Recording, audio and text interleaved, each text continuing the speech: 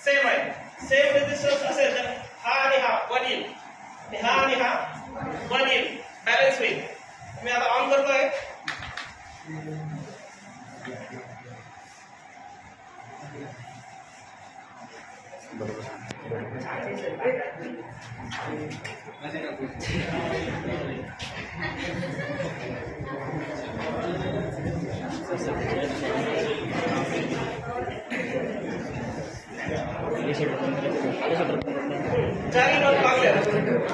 आता याच्याबरोबर पॉईंट आहे, resistance same आहे, बॅलन्स कंडिशन असेल तर आयजी 0 असतो, जो मधून करंट जाणार आहे तो 0 असतो.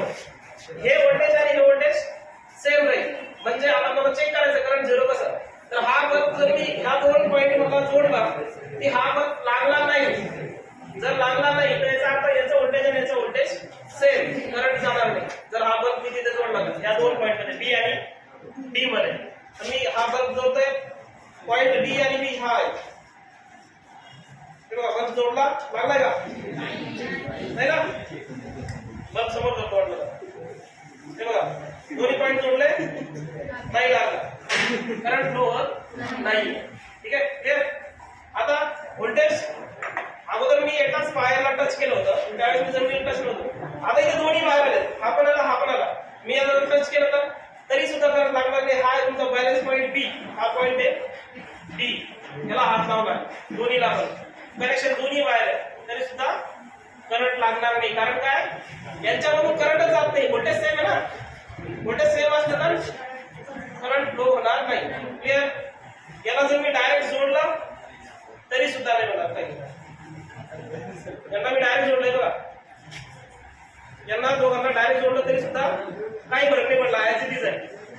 तर डायरेक्ट जोडलं तरी काही होणार नाही, करंट फ्लो होणार नाही. ठीक आहे ना.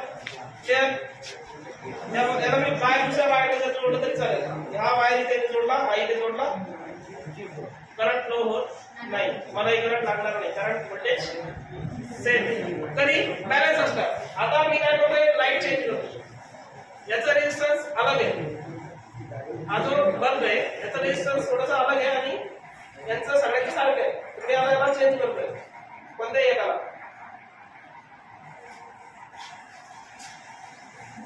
आता बॅलन्स नाही, ठीक आहे, कारण आता एक रेजिस्टन्स बदलला, एक रेजिस्टन्स बदलला तर बॅलन्स राहणार नाही. यांच्यामध्ये एक जरी बदलला तर बॅलन्स येणार नाही. मी आता जर जोडला तर थोडासा लागायला पाहिजे, कारण व्होल्टेज कमी होतं, पण थोडंसं काहीतरी स्लो झाला पाहिजे.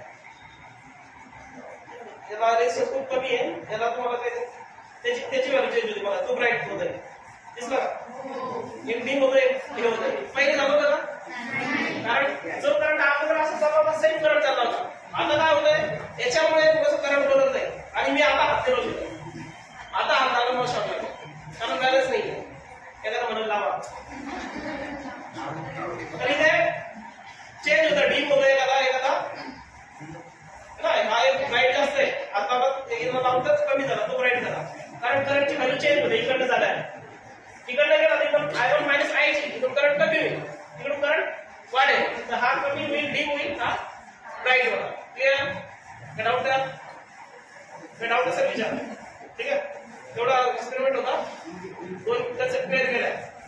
हवेमध्ये जरी असेल तर तुम्हाला करंट लागणार नाही, जमिनीमध्ये कॉन्टॅक्ट नसला तर, जमिनीसोबत कॉन्टॅक्ट नसेल तर करंट लागेल. आणि इथे हे दोन पॉईंट हे खूप महत्वाचं आहे. इथे पोटेन्शियल हे जर कळालं तर पुढे तुम्हाला मीटर ब्रिज आहे, दोन आणखी इन्स्ट्रुमेंट आहे पुढे, ते डिराईव्ह करायला सोपं होईल. की दोन पॉईंटचं व्होल्टेज सेम असतं, डायरेक्ट जोडलं तरी काही होणार नाही. ठीक आहे. आता याचा तर बॅलन्स आहे, बॅलन्स नाही आहे, कारण मी तो बल्ब चेंज केलेला आहे ना, बघा इथे चेंज होत आहे, पण मी जर थांबवला होता, हा काढला आणि आता बॅलन्स बनवलं त्याला,